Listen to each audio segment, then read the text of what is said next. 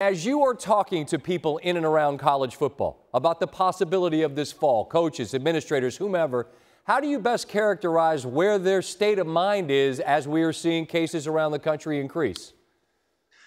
Optimistic still, Scott, but a little bit more cautious maybe in the last few days than they were maybe 2 or 3 weeks ago when I talked to people. In fact, one person I've talked to in the past week referred to it as bruised optimism. And that's probably as good a way to put it as any.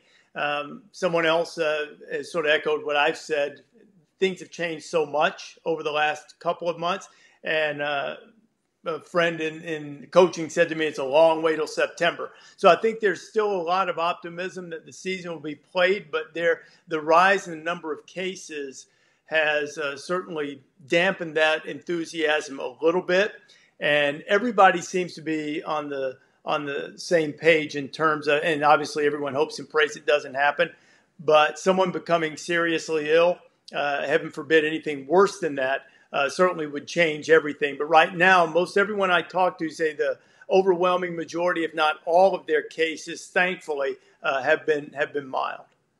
This is tricky, but it's the reality of the situation. And we're two guys that love this sport, but it's not professional sports. And so the idea that you got to have students on campus, first of all, to be able to play sports, and then the idea that you're asking students to take this risk that they're not being compensated for in terms of monetary compensation, I mean scholarship and otherwise, that's tricky, you know, and I wrestle with that. I just wonder how do you sort of deal with the same issue I deal with, but it's like, I don't know that makes sense to me as much as I want it to.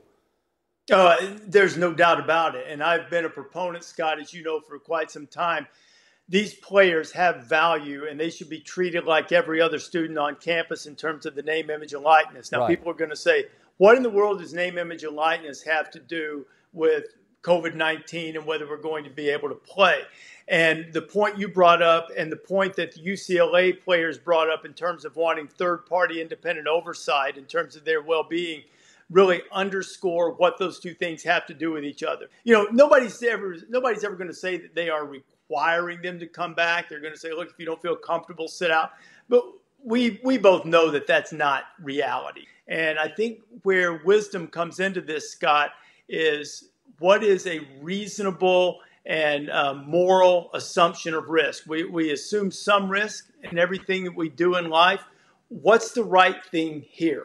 You mentioned the reality. What's the reality, Rece, as you understand it, about what the impact would be to the whole of college athletics if after not getting the basketball money in the spring, somehow college football didn't get its money either? It would be devastating for a lot of the smaller schools. It would be hurtful for the Power 5 schools, for sure. There would be we've already seen programs that have been cut at some schools, but it would have a really devastating impact financially. I don't think there's any question about that, Scott.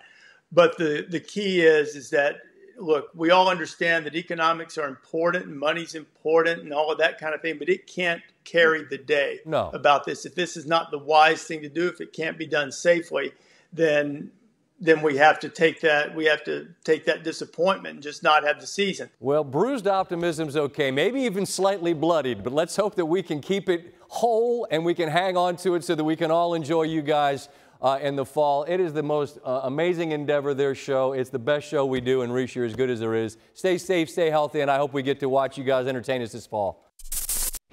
Thanks for watching ESPN on YouTube. For live streaming sports and premium content, subscribe to ESPN+.